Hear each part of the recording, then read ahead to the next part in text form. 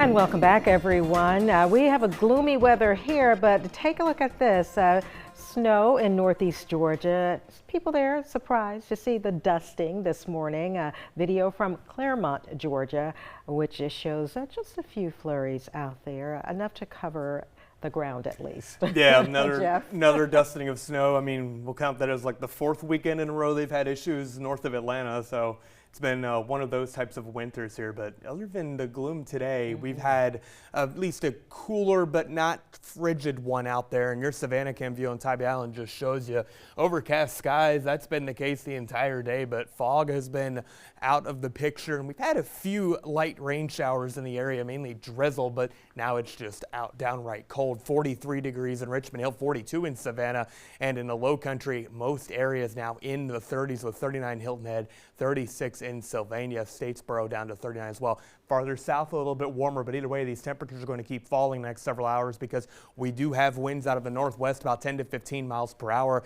and just going to be a chilly one tonight as temperatures do begin to fall. Some breaks in the clouds possible, but otherwise still just a frigid one. Temperatures tonight get down towards the freezing mark, and that's going to be the main issue. Another freeze in our area. Just a few light returns on Viper radar. Most of these returns today, though, have been fairly low to the ground and not really able to be picked up by the radar beam itself, but at least the drizzle is out of here. Starting off at 30 degrees, inland spots in the 20s, about 35 or so on the islands, and you do get highs into the 60s tomorrow. Lots of sunshine, but the thing to note, it will be breezy. Winds out of the west, 10 to 15 miles per hour, gusts over 25 possible, and this is going to be pretty persistent through the entire day once you get some sunlight into the picture. So for about 11 to 7 tomorrow, essentially, just count on those winds being there. This will all be in the wake of a cold front that's well east and still have low-level clouds that are not necessarily being picked up by satellite all too well. They're matching the temperature at the surface, so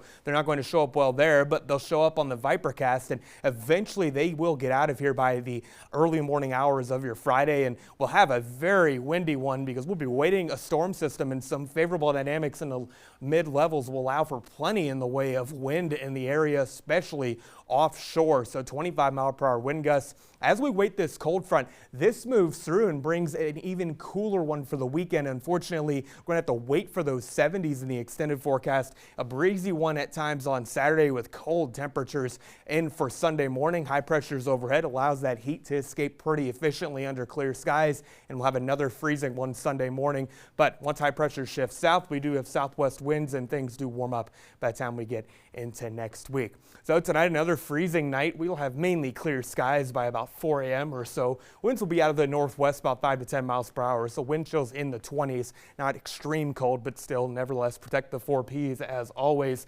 A lot of sunshine for you on your Friday. 61 too, nearing average, but the wind gusts will be the concern. And on our waters, a small craft advisory will go into effect late in the day. Friday, west winds of 10 to 20 knots will pick up. Seas will also build to about 2 to 4 feet. Our extended forecast does generally have a, very seasonable theme to it. Although looking colder this weekend than anticipated, we do look into next week for a nice warm up with temperatures into the 70s by midweek.